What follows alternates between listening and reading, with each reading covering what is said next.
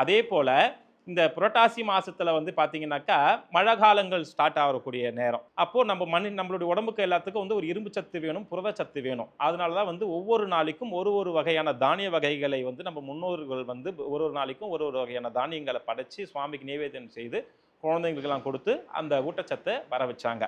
ஒரு சிலருக்கு வந்து பொம்மைலாம் வச்சு நவராத்திரி கொண்டாடக்கூடிய சூழ்நிலை கிடையாது. எங்களுக்கு இல்ல, எங்களுக்கு பழக்கம் இல்ல அப்படின்னு நினைக்கிறவங்க, அவங்கவங்க வீட்ல வந்து ஒரு மண் அகண்டம். அதுல வந்து 3 வகையான எண்ணெய் விட்டு, ஒரு திரி போட்டு, இந்த 9 நாளைக்கும் அம்பாலா பாவிச்சு ஆவாகனம் செய்து, அந்த விளக்கு வந்து 9 நாளைக்கும் அணையா தீபமா வைத்து, அம்பாள நம்ம வந்து வீட்டிலேயே வழிபடலாம். தேவியர முப்பெரும் தேவியரையும் நம்ம வந்து வழிபடுறது ரொம்ப சிறப்பு.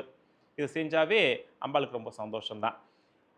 இந்த 4 நவராத்திரியில சாரதா நவராத்திரி மட்டும் தான் வந்து முப்பெரும் தேவதைகளையும் வழிபாடு செய்றோம்.